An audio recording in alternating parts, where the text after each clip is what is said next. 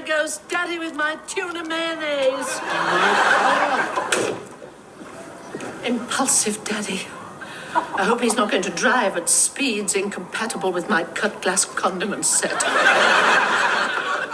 How inconsiderate of people to die at the weekend. Oh, it's you, Violet.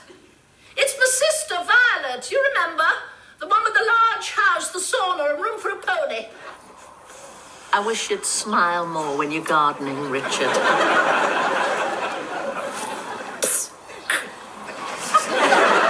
Well, you went past number 23 too fast. Far too fast. She had no opportunity to see my hat. I once caught Richard playing with a frisbee. He says it was one he'd found, but I've never been sure. Sometimes on sleepless nights, when my head's swimming with the responsibilities of organizing another candlelight supper, sometimes I wonder, did he buy the frisbee? Blow your horn, Richard. What for? This old lady on the pavement. You must warn her you're coming. Would you blow your horn in a more refined way, dear? I always think you can tell a gentleman by the way he blows his horn. The clip you just saw was from the British sitcom Keeping Up Appearances. It aired in the early 90s. Did some of you watch it when it was on? I used to watch it with my family, and a very funny show. I was the other getting ready to leave the house. I keep belts on my kitchen chairs. Sometimes I hang my belt over the chair, and all I had was a black belt, and I had brown shoes, and I didn't go upstairs to go grab the brown belt, so I went out wearing a black belt with my brown shoes. And I've never been really somebody who's always been in fashion and all the latest and all that, and Mr. Dapper and going out or anything like that. But there are some basic things that I would keep in mind, like making sure your belt matches your shoes. And the other day, I think I've reached that point where I no longer care. That moment when you no longer care about keeping up appearances. I wasn't a Hyacinth Bucket, the woman that you saw in the clip, and she would always pronounce her name Bouquet to sound more sophisticated. And the show revolved around her and how she was always trying to be superior and be elegant and try to compete with other people and making sure she had the latest things and to appear more elite and sophisticated.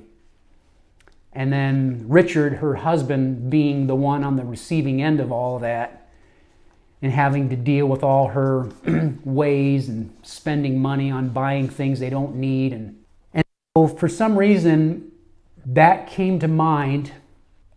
I think sometimes a lot of people live that way. You see it on social media. People portray a certain type of a life that they want you to see. We worry about a lot of what people think about us. It could be in a number of ways. I don't think there's anything wrong with being your best and doing your best and looking your best. Nothing wrong with that.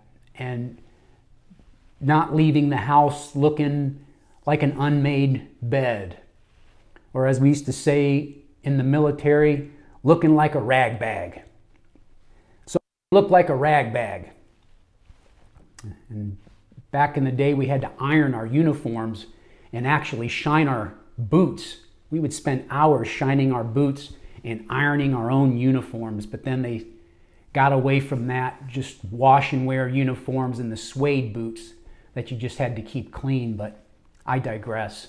But you go out in public and it appears, I guess, a lot of people don't really care about their appearance anyway. Go to the local Walmart and you'll see all kinds of attire. It looks like people just woke up, and I think some people are literally wearing pajamas as they go to the store.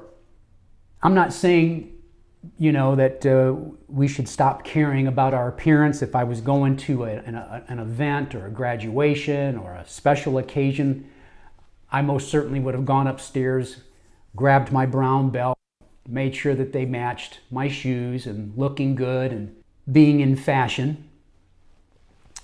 But the other day I just went out, was running errands, doing different things, and I asked myself, Jim, who are you impressing at this point? You're not impressing anybody. Who cares what you look like when you go out? And I thought to myself, well, I guess I finally reached that age in life to where I no longer care. What I look like, what people think, I'm just going to get out there, wear what's comfortable, go take care of my business and come home. I ain't impressing nobody. Anyhow, and then I got thinking about something I remember reading many years ago, and some of you probably remember it. It was a woman by the name of Holly Butcher, and she was 27 when she died from a rare form of cancer. And she wrote a letter before she died. She posted it on her Facebook page, and it went viral. And I remember reading it, and that was back in 2018. And I remember reading it, and there were some things that popped into my mind as I was going out the door with my brown shoes and my black belt, things that Holly Butcher said in that letter before she died. And I think it's worth reading the letter, and I will post it in my description if you care to read it, or if you've already read it years ago, read it again. I think it's worth a review on what she said. And she wrote, the title of it was A Bit of Life Advice from Hol. I guess that was, instead of her full name Holly, she went by Hol. And she goes, it's a strange thing to realize and accept your mortality at 26 years old. It's just one of those things you ignore. The days tick by and you just expect they will keep on coming until the unexpected happens. I always imagined myself growing old, wrinkled, and gray, most likely caused by the beautiful family, lots of kitties I planned on building with the love of my life. I want that so bad, it hurts. That's the thing about life, she said. It is fragile, precious, and unpredictable, and each day is a gift, not a given right. I'm 27 now. I don't want to go. I love my life. I am happy. I owe that to my loved ones, but the control is out of my hands. And here's something that I remembered all these years. I just want people to stop worrying so much about the small, meaningless stresses in life.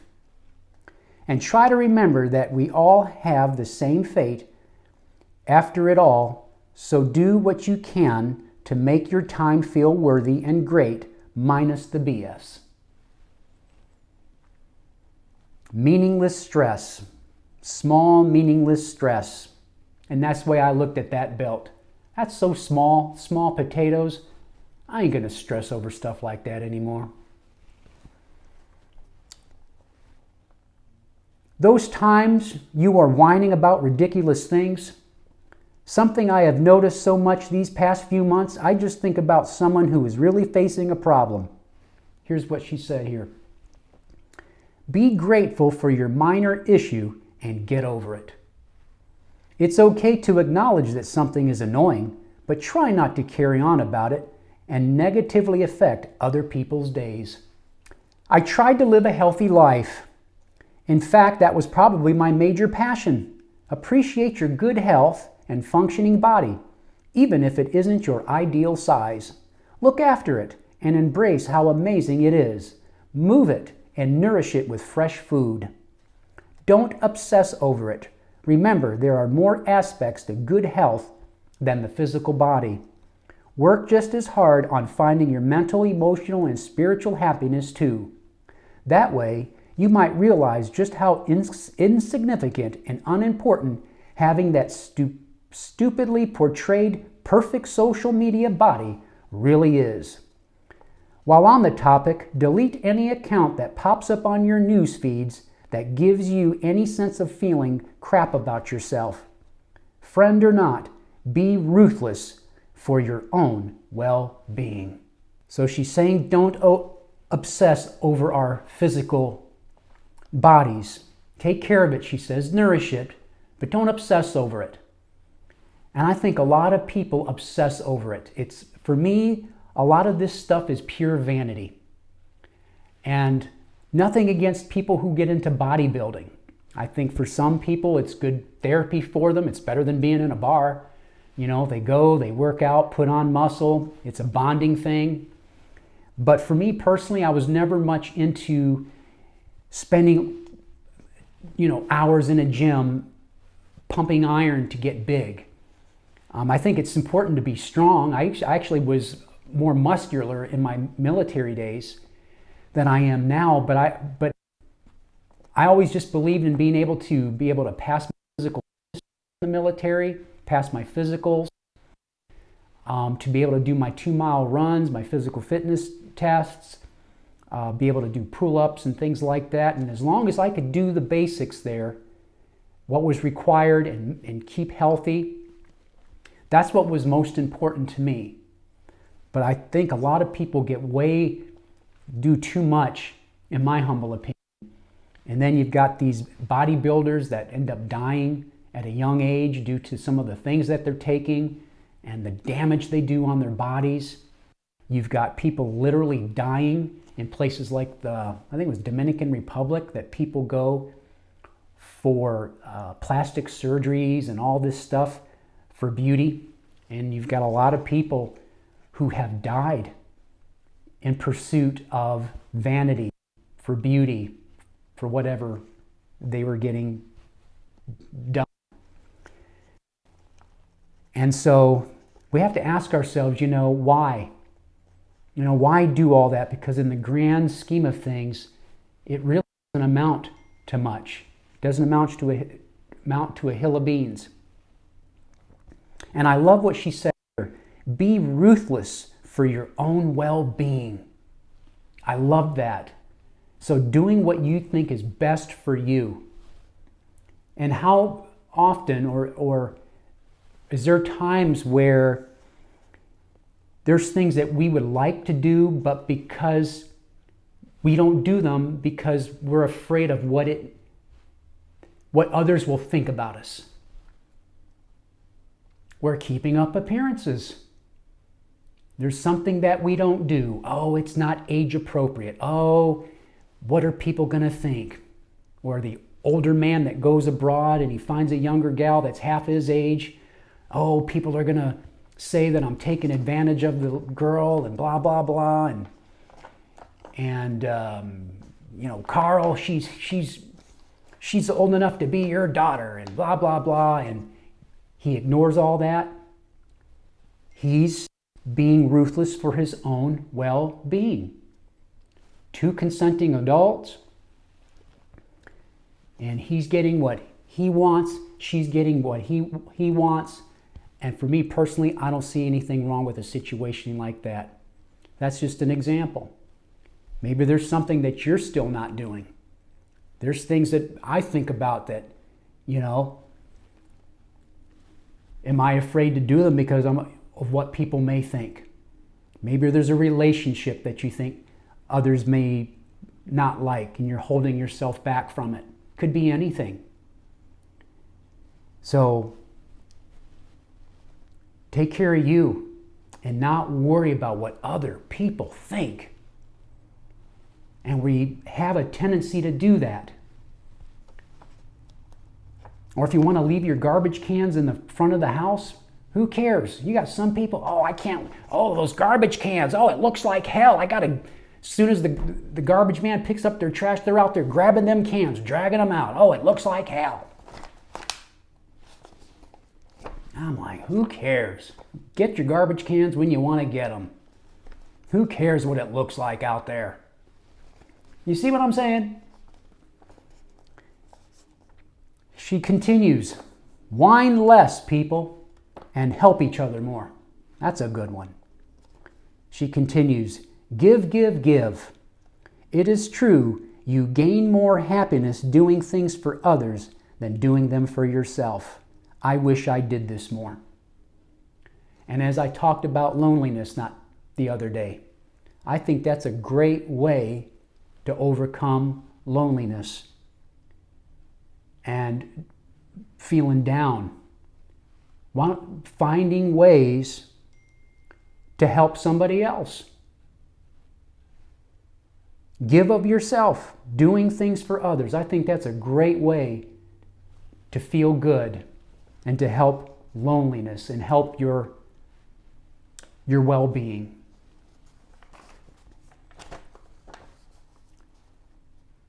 I highlighted some things that she said here.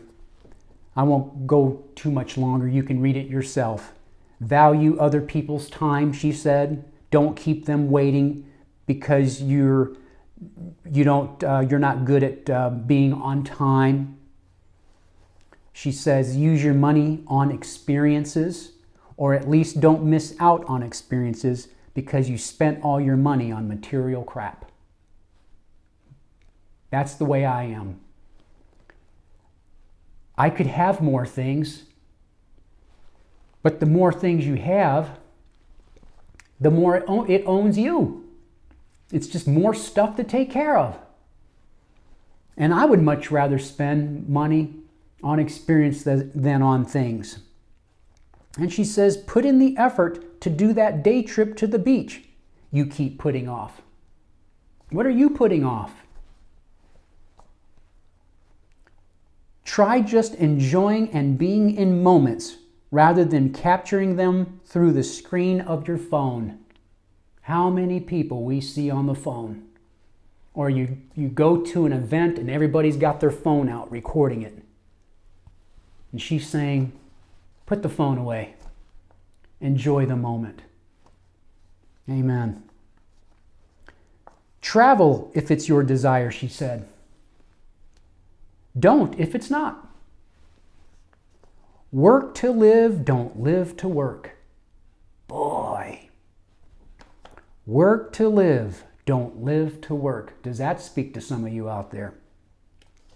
Seriously, do what makes your heart feel happy, she says. Eat the cake. Zero guilt. Say no to things you really don't want to do. Ooh, how many of you feel guilty or pressure doing things in fear of what people may think about you, keeping up appearances, but truth be told, honestly, you do not want to do it. Who's been there? And she's saying, you don't want to do it? Say no. Don't feel pressured to do what other people might think is a fulfilling life.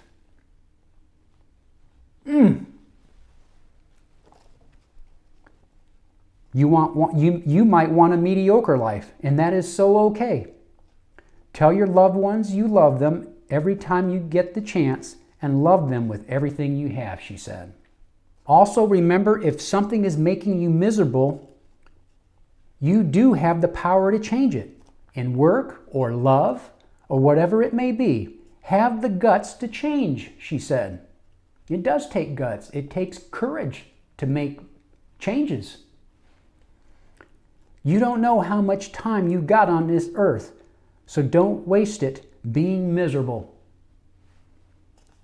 She sounds just like Steve Jobs, doesn't she? When Steve Jobs was going through his cancer scare, and he had the same similar thoughts. Isn't that interesting? People who are dying, near-death experiences, share the same sentiments. good to read this stuff and remind ourselves, folks.